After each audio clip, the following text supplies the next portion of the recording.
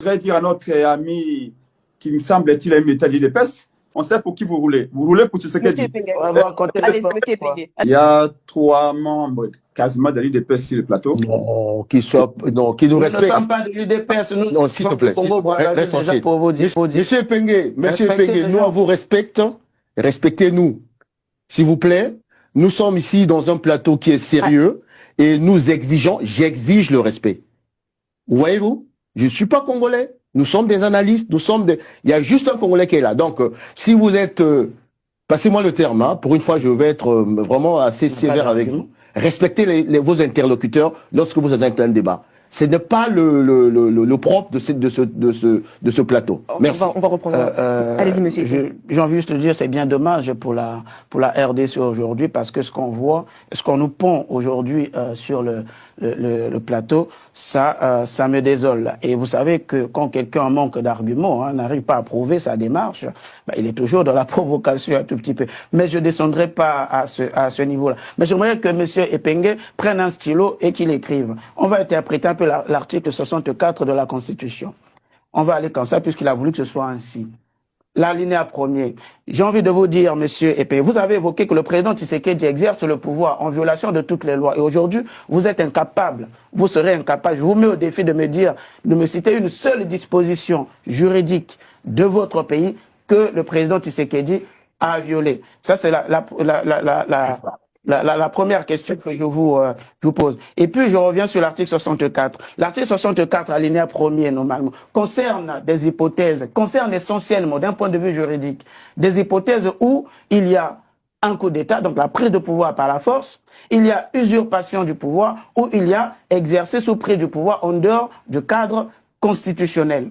Si on essaie de l'appliquer en l'espèce, puisque c'est ça qui constitue le fondement de votre coalition, appliquons cet article en l'espèce. Le président Tshisekedi a été élu, vous l'avez même rappelé qu'il a prêté serment, donc il a été élu.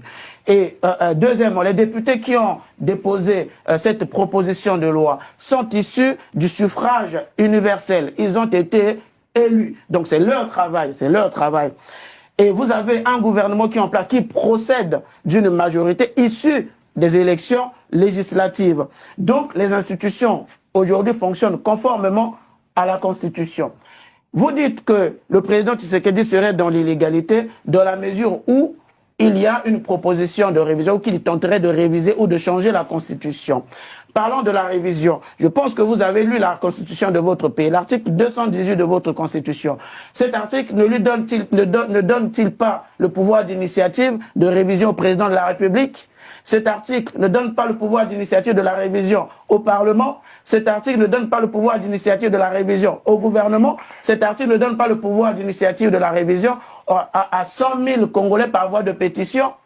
C'est constitutionnel. Donc, en aucun moment, il est dans l'illégalité. Donc, c'est vous qui évoquez l'article 64 qui ne comprenez pas en vérité le sens de cet article. Je voudrais encore vous interpeller sur un fait. Quand le président Fayoulou dit, et il a dit à plusieurs reprises, que le président Tshisekedi sera en intelligence avec Kagame à l'Est, sera en intelligence avec Kagame. Autrement dit, pour vous, le président Tshisekedi serait dans une espèce de haute trahison. Où est le sérieux dans votre démarche? Où est le projet dans votre démarche? À la réalité, votre démarche, et vous n'avez qu'un seul projet, c'est Tshisekedi doit partir, en vérité, ou sinon provoquer une espèce de dialogue. Mais vous occultez des questions essentielles à l'Est. Et le doyen Mafimba tout à l'heure vous a dit que il y a eu la guerre, il y a la guerre à l'Est. En aucun moment, vous avez organisé une manifestation pour appeler, ou ne serait-ce qu'à la désobéissance civile, pour pointer du doigt cette crise à l'Est. Vous ne l'avez jamais fait. Et aujourd'hui, ce qui avalise en quelque sorte votre projet, votre coalition, c'est des Nanga, c'est des Kabila qui l'avalisent. Donc, à ce moment-là, c'est vous qui êtes dans la haute trahison, donc qui tombez là directement sous le coup de la linéa 2 de l'article que vous évoquez, puisque votre logique, c'est finalement une logique de déstabilisation des institutions. Parce que si vous contestez juste le projet, la proposition de révision de la Constitution, ça peut s'entendre. Mais dire que ce projet cette proposition a pour ambition de faire, enfin, je dirais, d'accorder au président Tshisekedi peut-être un 3e mandat, à ce moment-là, vous contestez le travail institutionnel du Parlement. Donc vous êtes que dans la contestation, Et pour finir, madame, lui dit qu'il n'y avait pas de véhicules brûlés, il n'y avait pas de Wewa brûlés, etc. Mais nous, il y a des pneus brûlés. Ce qu'il est à Kinshasa sur place et qu'il a le monopole de tout ce qui se passe, là-bas, mais il doit savoir que ce monde, et le doit la rappeler. Nous sommes dans la révolution numérique. Aujourd'hui. On a vu les pneus brûlés.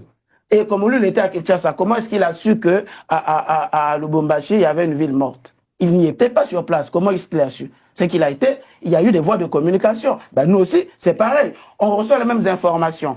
Et aujourd'hui, nous, on a vu qu'il y a eu des trucs, des motos ou des Wewa qui ont été brûlés, qui ont été même renversés.